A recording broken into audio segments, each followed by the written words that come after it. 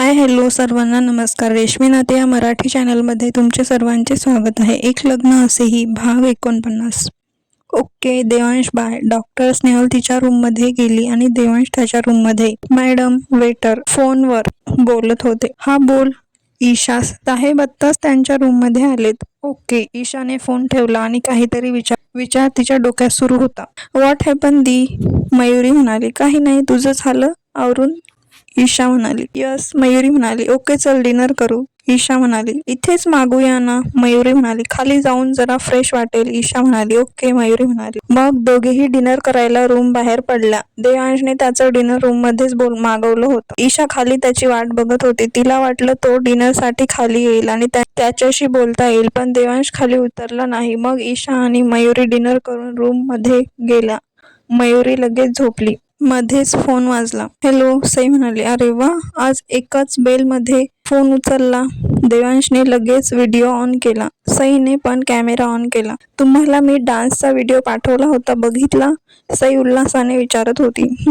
पाहिला. देवांश म्हणाला. कसा वाटला? सई म्हणाली. मस्त. मला तर माहीतच नव्हतं माझी बेबी गर्ल इतकी टॅलेंटेड आहे. देवांश म्हणाला. त्यावर सई कुदकन हसली. मी आल्यावर मला डान्स करून दाखवशील? देवांश म्हणाला. तिने हो मध्ये मान डोलावली. तुम्हाला माहीत आहे देवांश, मला ना स्टेजवर जायची खूप भीती वाटत होती. सई म्हणाली. मग रुद्र सरांनी माझ्याजवळ आले आणि मला समजावलं. सई म्हणाली.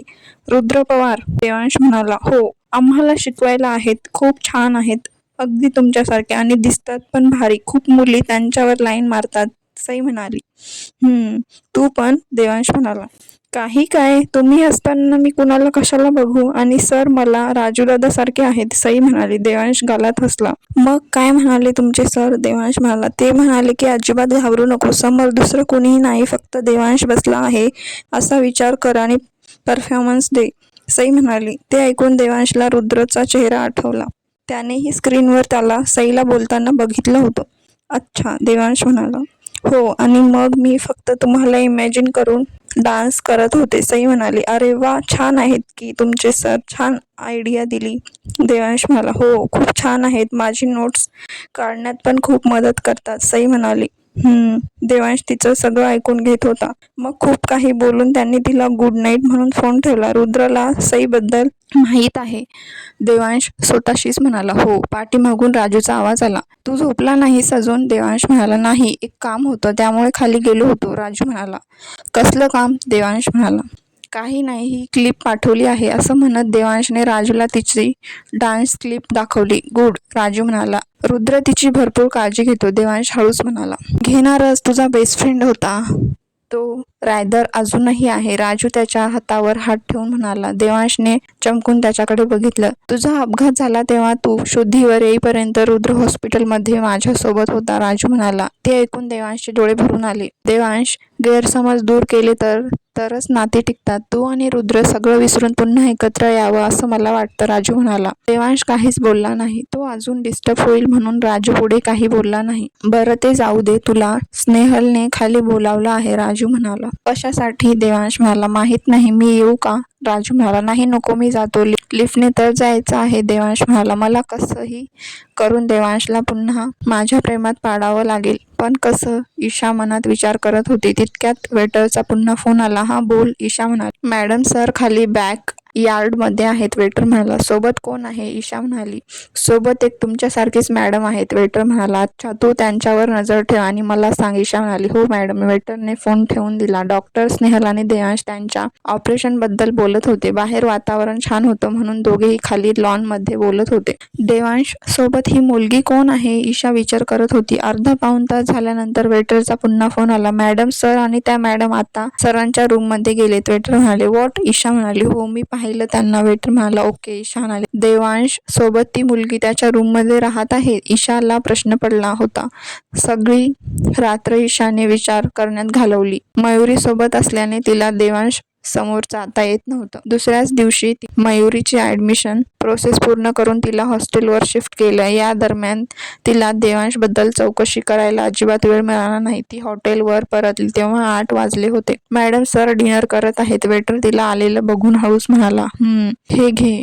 मयुरीने त्याला काही पैसे दिले आणि कानात काहीतरी सांगितलं. Okay madam. वेटर निघून गेला. मयुरी तिच्या रूममध्ये निघून गेली आणि बाथ घेऊन छान तयार झाली. तिने स्वतःला एकदा आरशात पाहिलं आणि खुन्नशी हसत होती. तिच्या रूमचा दरवाजा टकटक झाला आणि तिने दरवाजा उघडला.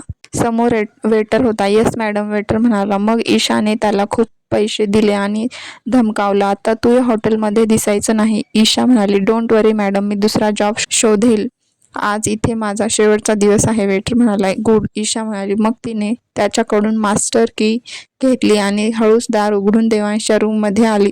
रूममध्ये मंद प्रकाश होता. तिने बेडवर नजर टाकली. ब्लँकेट ओढून देवांश शांत झोपला होता. तिने हळूच तिच्या अंगावरील वन पीस काढला. आत तिने शॉर्ट नाईट गाऊन घातलेला होता. ती हळूच देवांशच्या बाजूला जाऊन पडली आणि त्याच्या ब्लँकेटमध्ये घुसली. त्याला मिठी मारून झोपली.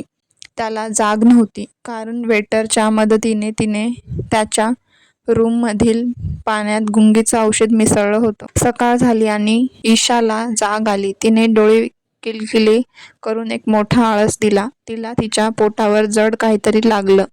ती गालात हसली. देवांश तिला मिठी मारून झोपला म्हणून तिने हळूच तिचा मोबाईल घेतला आणि फोटो काढत होती.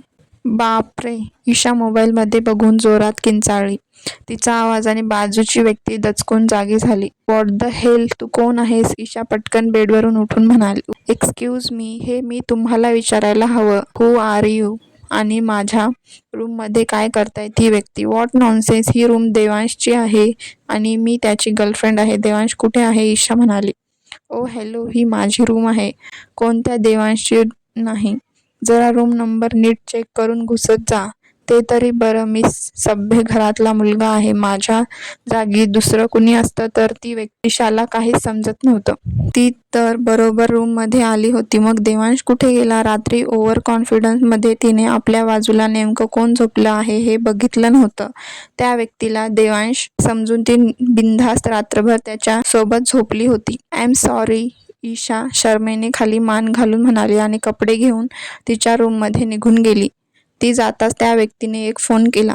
समोर काय झाले पाहूया पुढील भागात. हा भाग कसा वाटला कमेंट करून नक्की सांगा. भेटूया पुढील भागात.